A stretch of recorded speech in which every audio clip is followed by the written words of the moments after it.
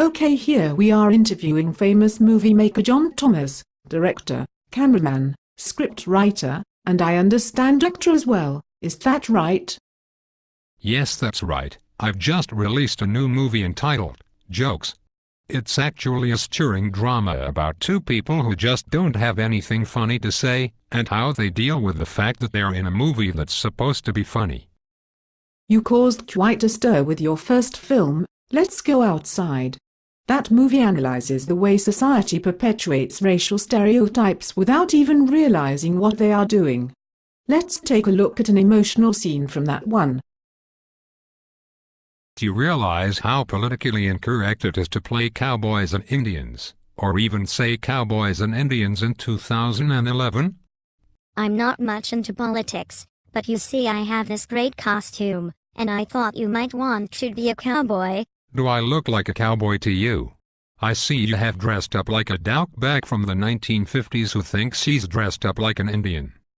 It's really not necessary to call me a douchebag. I just thought it might be fun to go outside and play cowboys and Indians. Wow. I still get goosebumps. Can you tell us what inspired you to write about a topic that makes so many white Americans uncomfortable?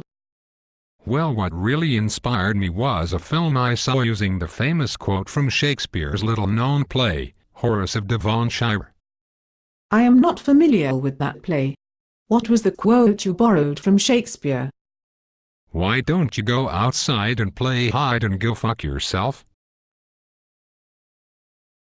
There's really no need for that kind of talk. I wasn't accusing you of plagiarism. I simply asked which line you borrowed from Shakespeare. That's the line.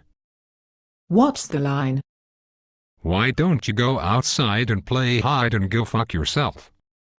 Okay, do you really want me to believe that Shakespeare used that kind of language in one of his plays?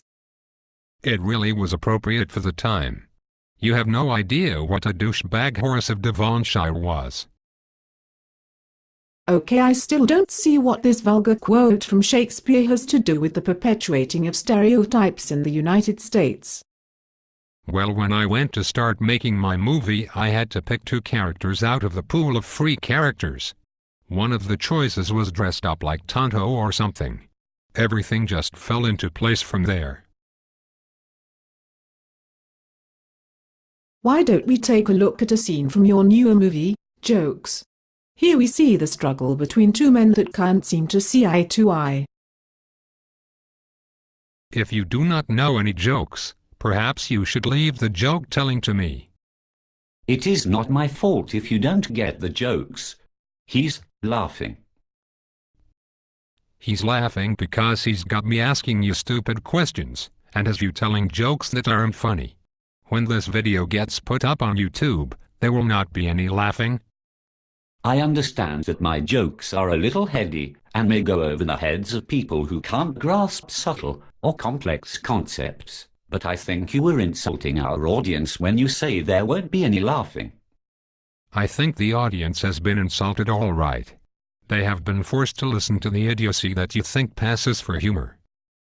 All right, well, let's not waste their time arguing about what's funny and what isn't. Why don't you tell a joke?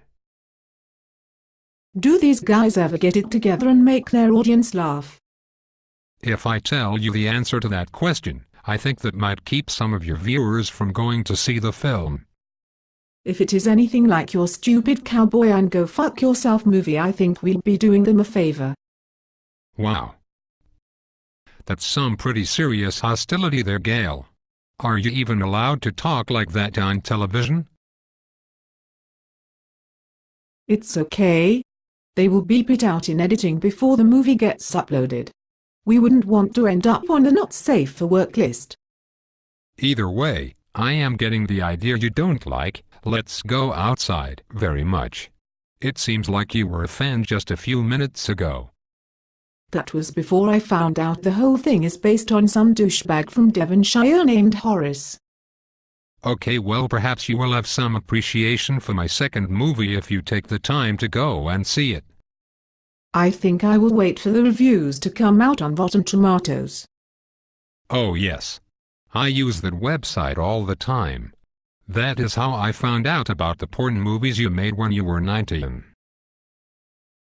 I think you're confusing me with a different Gail. I never made any movies like that. I'm not confusing anything. I downloaded several of them.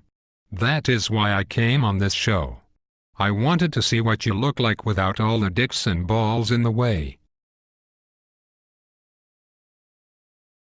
I'm afraid that's all we have time for today.